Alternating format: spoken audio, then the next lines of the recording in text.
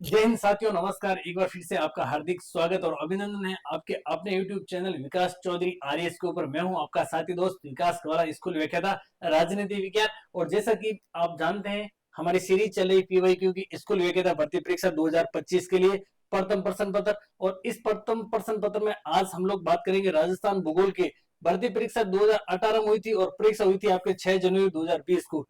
राजस्थान भूगोल से संबंधित जो भी प्रश्न आए, जितने भी प्रश्न आए, उन प्रश्नों का हम लोग 360 डिग्री एनालिसिस करेंगे और इस एनालिसिस में हम लोग ट्रिक और कॉन्सेप्ट बेस का सहारा लेंगे।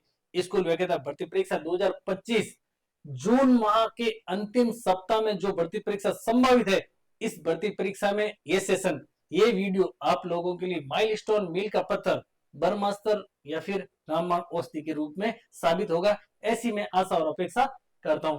देखिए आज के सेशन का पहला प्रश्न, आज के सेशन का पहला प्रश्न और कुल मिलाकर के इस सीरीज का 67%। इससे पहले हम लोगों ने 66 प्रश्नों का पीवाईक्यू का जो भंडारण था ना, उसका 360 एनालिसिस कर लिया। अगर आप लोगों ने पहली वाली क्लासेस नहीं देखी तो इस क्लासेस के बाद में वो क्लासेस भी देख ले। और अगर आप लोगों को पीडीएफ की आवश्यकता है तो इसकी पीडीएफ आप लोगों को इस दिए हुए नंबर पर मैसेज करना, आपको पीडीएफ मिल जाएगी। लेकिन जहां तक हो सके आप लोगों को कंटेंट है जो खुद को साथ साथ में कॉपी और पेन लेकर के बैठना चाहिए और साथ साथ में आप लोगों को छापना चाहिए। जनगणना 2011 के अनुसार राजस्थान की साक्षरता दर क्या है? जनगणना 2011 के अनुसार इसमें पूछा है कि राजस्थान की साक्षरता दर क्या है। सीधा सा फैक्चुअल प्रश्न है। राजस्थान की साक्षरता दर है आपके प्यारे साथियों 66.11। अब बात करें प्यारे साथियों पुरुष साक्षरता, बात करें पुरुष साक्षरता, तो पुरुष साक्षरता कितनी है? 79.12% क्या है? पुरुष साक्षरता। जबकि महिला साक्षरता, और महिला साक्षरता की बात करें तो 52.11, 52.11 या फिर अपन कह सकते हैं 52.10 क्या है? महिला साक्षरता।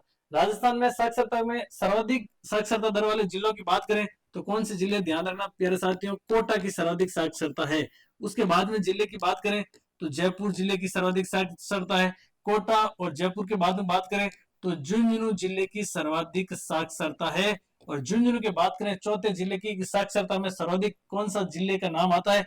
तो ध्यान रखना प्यारे साथियों, सीकर जिले का नाम आता है। यह है आपके सर्वाधिक साक्षरता वाले जिले, सर्वाधिक साक्षरता वाले जिले। तो आप लोगों के मन में उतरा है। अगला प्रश्न आएगा सर न्यूनतम साक्षरता वाले भी बता दीजिए। ये लो न्यूनतम साक्षरता वाले जिले। और न्यूनतम साक्षरता जिले कौन कौन से हैं?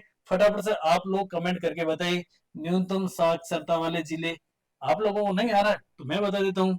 पहला जिला जिसका नाम है आपका जालोर, दूसरा जिला जिसका नाम है आपके सिरोही, तीसरा जिला जिसका नाम है प्यारे साथियों प्रतापगढ़, और चौथा जिला है न्यूनतम में जिसका नाम है बांसवाड़ा। आप लोगों को तो क्या करना है, केवल और केवल हमारे साथ में जुड़े रहना है। फिर आप लोगों को मन में आ रहा है सर जुड़े रहने से क्या होगा?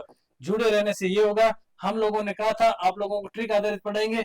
सर्वाधिक साक्षरता में आपको याद रखना है कोज जूसी। क्या याद रखना है? कोज जूसी। कोज जूसी से क्या हो जाएगा? कोटा, जयपुर, झुंझुनू और सीकर। और न्यूनतम में याद रखना आपको झांसी प्रताप। और कहां पर जाएगा प्रताप? प्रताप जाएगा आपके बांसवाड़ा। प्रताप बांसवाड़ा जाएगा, स्कूल नहीं जाएगा तो साक्षरता दर क्या होगी? घटेगी बढ़ेगी कैसे? प्रताप को जाना तो चाहिए स्कूल के अंदर, और प्रताप जा रहा बांसवाड़ा के अंदर, तो साक्षरता होगी न्यूनतम। और कोज जूसी तो हो जाएगी साक्षरता अधिकतम। अब देख लीजिए कौन से जिले की साक्षरता कितने प्रतिशत है।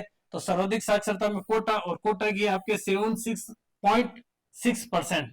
जयपुर की बात करें ना 75.5%। झुंझुनू की बात करें तो 74.1%। और सीकर की बात करें तो 71.9% सर्वाधिक साक्षरता दर है। न्यूनतम साक्षरता की बात करें तो मैंने बताया था कि झांसी, प्रताप, बांसवाड़ा। प्रताप को स्कूल में जाना चाहिए, प्रताप तो स्कूल के पीछे भी नहीं जाता है, सीधा जाता है कहां पर? बांसवाड़ा। तो झांसी, प्रताप, बांसवाड़ा। जहां से हो जाएगा आपका जालोर, सी से सिरोही, प्रताप से प्रतापगढ़, और वहां से हो जाएगा आपका बांसवाड़ा। जालोर की बात करें राजस्थान में न्यूनतम साक्षरता है 54.9%। अब देखिए न्यूनतम और अधिकतम, इनको तो आपको याद रखना ही रखना है।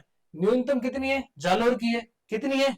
तो 54.9, 54.9 तो है न्यूनतम। अधिकतम कोटा की कितनी है? 76.6। जालोर के बाद में सिरोही, प्रतापगढ़ और बांसवाड़ा। तो आपको क्या क्या याद रखना है? कोज जूसी। क्या याद रखना है? कोज जूसी सर्वाधिक साक्षरता में। और न्यूनतम साक्षरता में झांसी प्रताप, झांसी प्रताप। और कहाँ जाएगा, बांसवाड़ा जाएगा। कहाँ जाएगा, बांसवाड़ा जाएगा। तो झांसी प्रताप बांसवाड़ा, स्कूल नहीं जाएगा, बांसवाड़ा जाएगा, तो जनगणना में साक्षरता में क्या हो जाएगा, गिरावट आ जाएगी। अगला प्रश्न देखिए प्यारे साथियों, अगला प्रश्न, निम्नलिखित में से राजस्थान के किस जिले की अंतरराष्ट्रीय सीमा सबसे छोटी है। अंतरराष्ट्रीय सीमा सबसे छोटी है किस जिले की। अंतरराष्ट्रीय सीमा की बात करें, राजस्थान की कुल अंतरराष्ट्रीय सीमा कितनी है, 1070 किलोमीटर है सर। कितनी है, 1070 किलोमीटर। इसी अंतरराष्ट्रीय सीमा का नाम क्या है, तो रेड क्लिफ रेखा है।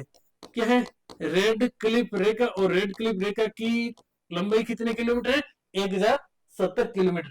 अब सबसे छोटी पूछा है, सबसे छोटी किसकी है तो भाई साहब, तो सबसे छोटी किसकी आप लोग बताइए। सबसे अधिक मैं बता देता हूँ किसकी है, 464 किलोमीटर। 464 किलोमीटर किसकी है, जैसलमेर की। न्यूनतम की बात करें ना, तो 168 किलोमीटर किसकी है, आपके बीकानेर की। फिर बाड़मेर की बात करें तो लगे हाथ लिख लीजिए 228 किलोमीटर। और गंगानगर की बात करें तो लगे हाथ ये भी लिख लीजिए 210 किलोमीटर। अब आप लोगों के मन में आ रहा, सर हमने तो पढ़ा था कि अंतरराष्ट्रीय सीमा पर 6 जिले हैं, कभी हमने पढ़ा अंतरराष्ट्रीय सीमा पर 5 जिले हैं। बिल्कुल मैंने भी पढ़ा, कभी मैंने पढ़ा 41 जिले, कभी मैंने पढ़ा 51 जिले। ये तो 2020 में 6 जनवरी 2020 को पेपर हुआ था, उस समय 4 जिले थे। अब देखिए आप लोगों को जब भी आपका एग्जाम हो, ऐसा अपेक्षा करता हूँ एग्जाम तो आपका जून में ही होगा, तो ध्यान रखना एक और जिला, और इस जिले का नाम कौन सा है, फलोदी। अब आप लोग पढ़ रहे हैं सर हमने तो अनूपगढ़ भी पढ़ा, तो अनूपगढ़ पढ़ा होगा। नए जिलों का सीमांकन क्लियर तरीके से नहीं हुआ अनूपगढ़ को, तो हालांकि एक बार के लिए जिला अनूपगढ़ हटा दिया, वापस से अनूपगढ़ को गंगानगर में मिला दिया। तो ये आपकी अंतरराष्ट्रीय सीमा रेखा की कुल लंबाई हो गई। अगला प्रश्न देखिए, कोपेन के वर्गीकरण के अनुसार निम्न में से किस जिले में AW प्रकार की जलोई नहीं पाई जाती है, नहीं पाई जाती है। कोपेन आपको नहीं छोड़ेगा, कोपेन को बिना टीबी, यानी कोपेन को टीबी नहीं हो रखी थी, कोपेन आपको छोड़ने वाला नहीं है। कोपेन है मैंने आपको बताया BWHW, BSHW, CWG और AW, ये 4 सांकेतिक भाषा का प्रयोग किया था, 4 कूटों का प्रयोग किया था। अब प्रश्न है कि AW प्रकार की जलोई नहीं पाई जाती है, बहुत क्लोज ये है ऑप्शन है कि बांसवाड़ा में पाई जाती है, झालावाड़ में पाई जाती है, डूंगरपुर में पाई जाती है, आपकी नहीं पाई जाती कहां पर, बूंदी के अंदर। सही उत्तर क्या हो जाएगा, डी। तो आपके मन में आ रहा सर इसके अकॉर्डिंग बूंदी में कौन सी जलोई पाई जाती है, तो याद रखना CWG प्रकार की। कौन सी जलोई, CWG प्रकार की जलोई पाई जाती है आपके बूंदी के अंदर। राजस्थान में कौन सी जिलों में जनसंख्या घनत्व प्रति व्यक्ति 100 वर्ग किलोमीटर से भी कम पाया जाता है, यानी 1 वर्ग किलोमीटर क्षेत्र के अंदर 100 व्यक्ति भी नहीं रहते हैं। ऐसे भी राजस्थान में कोई जिले हैं क्या, बिल्कुल जी हाँ जिले हैं। आपने अभी तक देखा क्या है, जिले हैं जहां पर प्रति 1 वर्ग किलोमीटर में 100 व्यक्ति भी नहीं है। वो जिले कौन कौन से हैं, तो वो जिले हैं आपके जैसलमेर। कौन से जिला है, जैसलमेर। उसके बाद में 100 से कम वाला जिला है आपके बीकानेर। कौन सा जिला है, बीकानेर। और उसके बाद में जिला है आपका बाड़मेर। यहाँ पर प्रति 1 वर्ग किलोमीटर में 100 व्यक्ति भी नहीं है। तो आपके मन में आ रहा है सर जैसलमेर में कितने व्यक्ति रहते हैं, तो 17 व्यक्ति रहते हैं। कितने, प्रति वर्ग किलोमीटर में 17 व्यक्ति।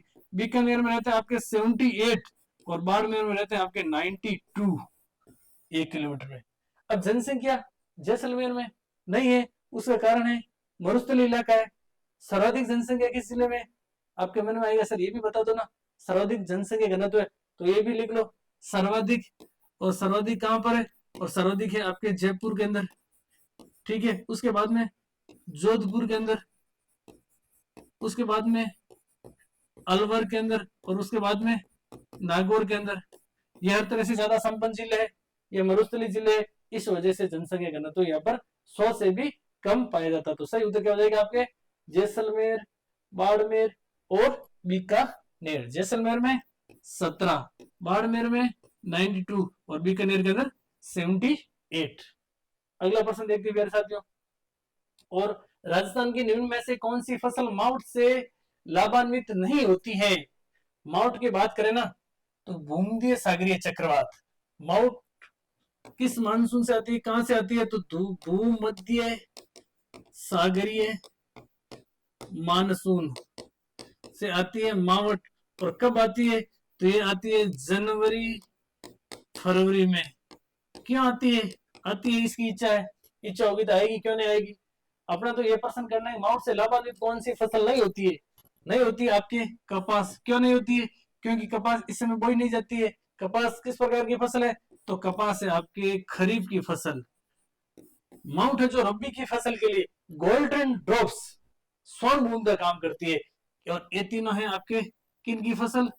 रबी की फसल, रबी की फसल है। अब देखिए प्यारे साथियों, अक्सर परीक्षा में आता है कि खरीफ और रबी की फसलों को छांटिए, तो आपके लिए एक छोटी सी ट्रिक लिख रहा हूं। चाम, जबरा, मामू, तिगरा। चाम, जबरा, मामू, तिगरा, उड़े, अरहर, अरंडी, उड़े, अरहर, अरंडी,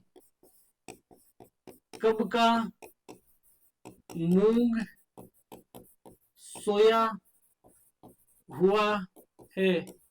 चाम, जबरा, मामू, तिगरा, उड़े, अरहर, अरंडी, कबका, मूंग, सोया हुआ है। ये क्या है? तो ये भाई साहब आपके खरीफ की फसलों के नाम है। क्या है? खरीफ की फसलों के नाम। आपके मन में आ रहा, सर ये तो फसलें हमने सुनी नहीं, ये आपने फसलें नहीं सुनी, लेकिन ये फसलों की, खरीफ की फसलों की ट्रिक है। अब आप लोग कहेंगे सर इन ट्रिक तो है, लेकिन इसका पूरा विश्लेषण तो करो, विस्तार से तो बताओ। विस्तार से नहीं बताओ, इसलिए नहीं बताऊंगा, इससे पहले वीडियो सेशन में मैंने आपको 2 बार बता दिया है।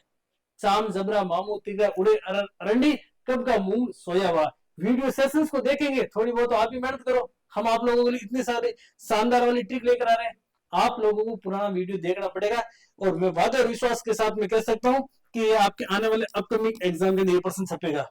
फिर भी आप लोगों को नहीं अगर मिले वीडियो भाई, तो आप मुझे दिए हुए नंबर पर मैसेज करना, मैं आपको वीडियो को लिंक भेजूंगा। कुछ मेहनत आपको करनी पड़ेगी, कुछ खोने पाने के लिए आपको कुछ खोना पड़ेगा, स्वर्ग की प्राप्ति के लिए आपको मरना पड़ेगा, तभी जाकर के आपको स्वर्ग की प्राप्ति होगी। या तो ये ट्रिक ढूंढ लेना या मुझे मैसेज कर देना, सर खरीफ की फसलों की ट्रिक भेजो, मैं आप लोगों को क्या करूंगा, भेज दूंगा। अगला प्रश्न देखिए, निम्न को सुमेलित कीजिए एवं नीचे दिए गए कूटों से उत्तर चुनिए। एक साइड में आपके है पर्यटक स्थल और एक साइड में आपके दे रखे हैं स्थान। सोनी जी की नसिया कहां पर है? तो सोनी जी की नसिया है आपके अजमेर में। जैन मंदिर है। लोहागढ़ किला कहां पर है? भरतपुर में। महाराजा सूरजमल ने निर्माण करवाया था, सूरजमल जी ने भरतपुर के लोहागढ़ दुर्ग का निर्माण करवाया। प्रवेश द्वार अष्ट धातु की मूर्ति से बना हुआ है। अवैध किला, यानी इस किले को किसी ने जीता नहीं था। चंद्रमहल की बात करना तो राजाओं के ठहरने के लिए स्थान, निवास स्थान जयपुर में। और जूनागढ़ किले की बात करना तो बीका की टेकरी पर जूनागढ़ किले का निर्माण करवाया था आपके राय सिंह जी ने। तो सोनी जी की नसिया अजमेर में, तो सबसे पहले आप लोगों को करना है 3। लोहागढ़ किला भरतपुर में, तो आपको 1। चंद्रमहल जयपुर में, आपको करना 4। जूनागढ़ किला बीकानेर में, यानी 2। तो 3 1 4 2 कहां पर है? 3 1 2 4, 3 इसकी आ गया 3, उसके बाद में 1, उसके बाद में 4, और ये आपके 2। ऑप्शन संख्या डी है जो आपके सही हो जाएगा। अगला प्रश्न, नेक्स्ट प्रश्न देखिए। नेक्स्ट प्रश्न क्या? ये तो पूरा हो गया पेपर राजस्थान भूगोल का। Thank you so much, best of luck. आप लोग प्यारे साथियों साथ साथ में नोट डाउन कीजिए, नोट डाउन करेंगे तभी आपके सफलता है जो कदम चूमेगी। केवल वीडियो सेशन देखने से कुछ नहीं होगा, हम आपके लिए पूर्ण रूप से समर्पित है। थोड़ी बहुत आप मेहनत कर लीजिए, वो दिन दूर नहीं है जिस दिन आपके हाथों में ज्वाइनिंग लेटर होगा। जय हिंद साथियों, मिलेंगे अगले सेशन में।